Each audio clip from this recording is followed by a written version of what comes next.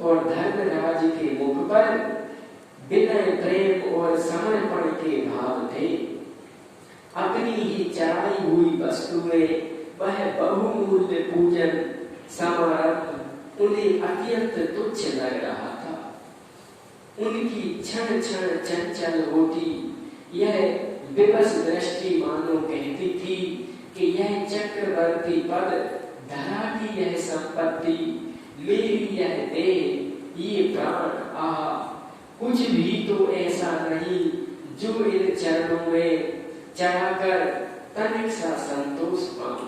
युधिष्ठिर जी भगवान का राजसूय यज्ञ में पूजन करके और चरण तो भगवान के चरण में सिर रखे तो छोड़ना नहीं चाह रहा है। मीरा देख रही है कि विलग होना नहीं चाह रहा है भगवान के चरणों से। राजसभा में पूजन किया भगवान का प्रथम, जहाँ सारे वीर योद्धा हैं, शिशुपाल का भगवान ने गोविंदाय नमो नमः कर दिया।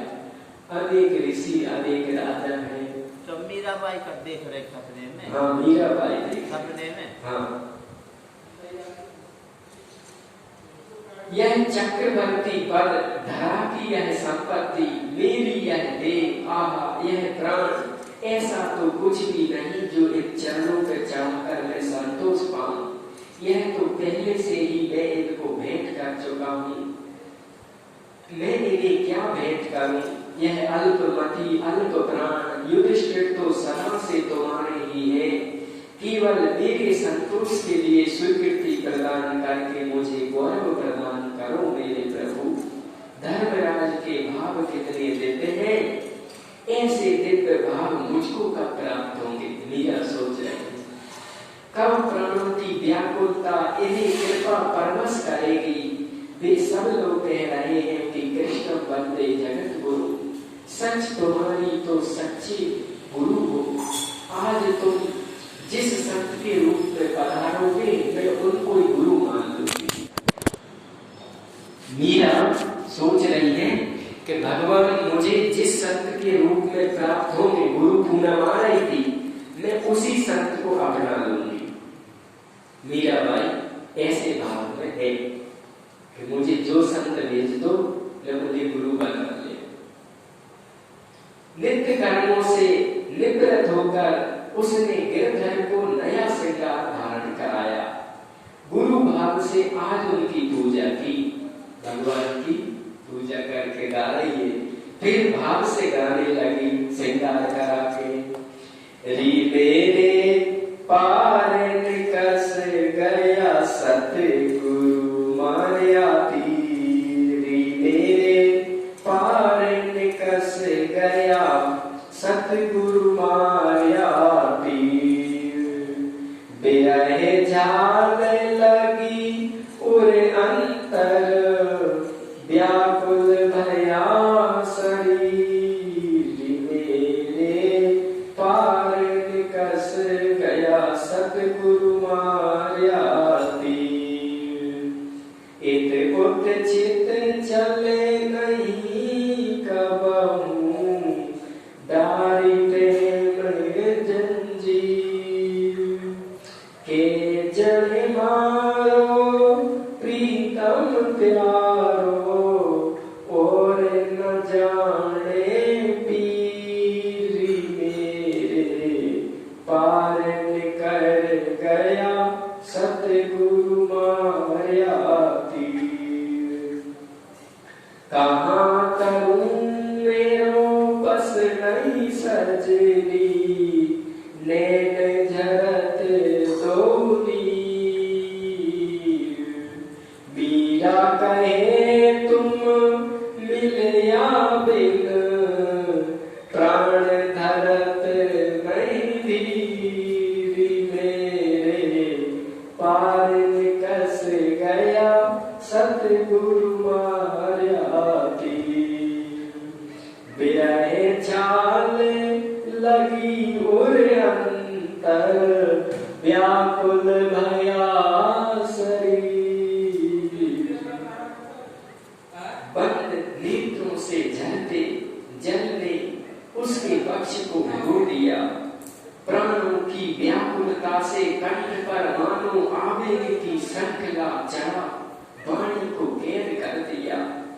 अपनी दशा को छिपाने के प्रयत्न से उसने सखियों की ओर से पीठ फेरकर भीत पर दोनों हाथ और सिर टेक दिया। रुदन को मौन करने के प्रयत्न में देह रह करके झटके खाने लगी। स्वामी की यह दशा देखकर दासियां कीर्तन करने लगी। मीरा ने जब ये पद गाया गुरुदेव की याद में, तो इतना आंसू बहा कि मीरा गीली हो गई। तो सखियों ने देखा कि वस्त्र भीग गए मीरा के रोते रोते। तो मीरा सखियों की ओर दृष्टि न करके दीवार से हाथ और सिर टेक दिया, चिपक गई दीवार से, आसरा ले लिया। रुदन देखा, दासियां समझ गई कि आज बहुत व्याकुल है, तो उनने कीर्तन शुरू कर दी। जब उन्हें लगता कि मीरा विशेष भाव में है, तो वो कीर्तन करने लगती भगवान नाम का, कि कीर्तन सबको शांत करने वाला है। तो वो कीर्तन करने लगी। चंपा और चमेली उनकी दोनों ओर खड़ी हो गई कि कहीं अचेत होकर गिर न पड़े। उसी समय गंगा ने आकर माता जाली जी के पधारने की सूचना दी। मीरा की मां श्याम कुंज में आ रही है। चंपा ने मीरा के सिर पर साड़ी उड़ाते हुए कान के समीप मुख ले जाकर धीमे स्वर में कहा, धैर्य धारण कीजिए, कुंवरानी सा आ रही है। यही कहा।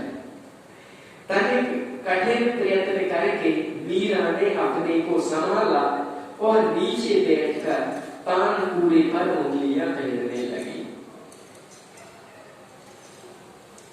तो से लगायो रे प्यारा, नागर नंदा कुमार। तो से लगाया रे प्यारा, नागर नंद कुमार।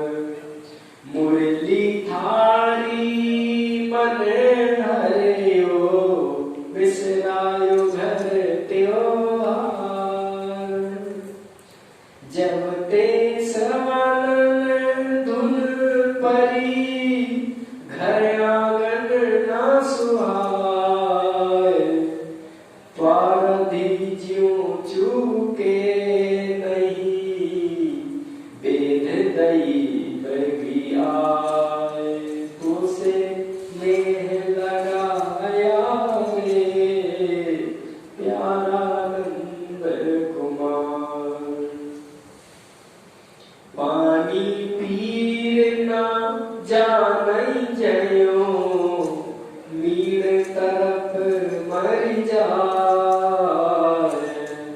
रस के मधुप के मरम को, नहीं समझत कमल सुहाए।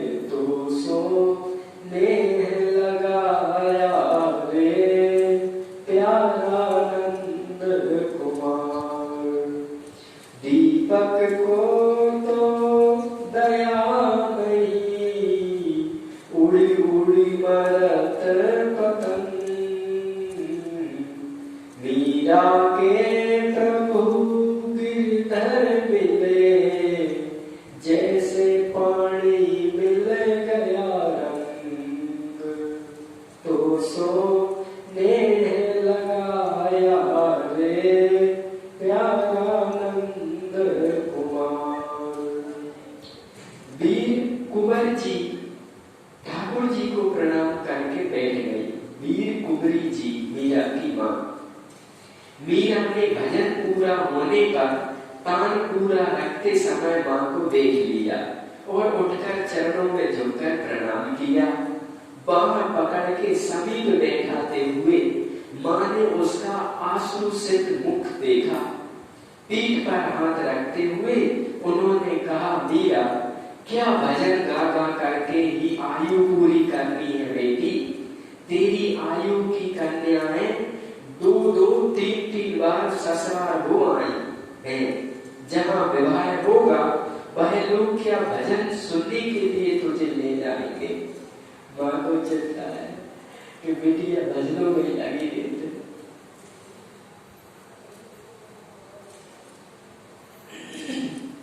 जिसका ससुराल और पिया एक ही दौर हो भावू, उसके लिए चिंता करने की क्या आवश्यकता। इसके सारे मैं समझी नहीं देखी। माँ बोली, महलों में मेरा पिया है और श्याम कुंज मेरा ससुराल है। मीरा ने सरलता से माँ से कहती है, तुझे कब तक समझाऊंगी बेटी, कुछ तो जगत व्यवहार सीख। बड़े बड़े घरों में तुम्हारे संबंध की चर्चा चल रही है, इधर रनिवास में हम लोग को चिंता के मारे बुरा हाल है। यह रात दिन गाना बजाना, पूजा पाठ, रोना धोना, इससे संसार नहीं चलता। ससुराल में सास ननद का मन रखना पड़ता है। पति को परमेश्वर मानकर सेवा टहल करनी होती है। मीरा, सारा परिवार तुम्हारे लिए चिंतित है। बाबू, पति परमेश्वर है, इस बात को तो आप सबके व्यवहार को देखकर मैं समझ गई हूँ। ये गिरधर गोपाल पति ही तो है, इन्हीं की सेवा में लगी रहती हूँ। आप ऐसा क्यों फरमाती हो। माँ कह रही कि बेटी सब देखने समझने पड़े, रिश्ते नाते। मीरा कह रही मैंने सब देख ला समझ ला, तो मैं देखती हूँ तो पिताजी की कैसी सेवा करती, मैं जाना हूँ। अरे बेटी अरे बेड़ी पागल, कठे पीतल री मूरत एक कड़ी जो दील बने बेकई हूँ। महूं तो थापरी थारा सुन। राजस्थानी में माँ मीरा को डांट रही। भगवान एक छोरी दखी आखा मारा में अरबा बेड़ी। अरे पागल लड़की, पीतल की मूर्ति क्या किसी के पति हो सकते हैं, ऐसी कह रही है। मैं आघा गई हूँ। भगवान ने जीवन में एक ही बेटी थी, उपाधि आदि पगली।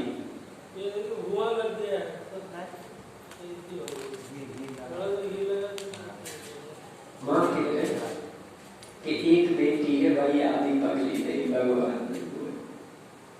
माँ, आप क्यों अपना जी जलाती हो। सब अपना अपना भाग्य लिखा कर आते हैं। मेरे भाग्य में यदि पागल ही होना लिखा है, तो आप कैसे भाग्य के कलंक मिटा दोगी। बाबू साहब ने मुझे बताया कि मेरा विवाह हो गया, अब दूसरा विवाह नहीं होगा।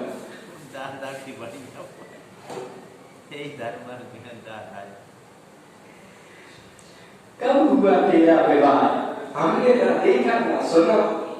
कब पीठी हल्दी चढ़ गई, कब बारात आई, कब विवाह की विदाई हुई, कन्यादान किसने किया।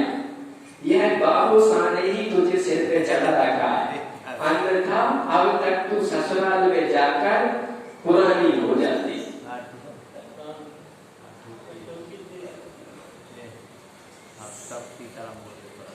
जी,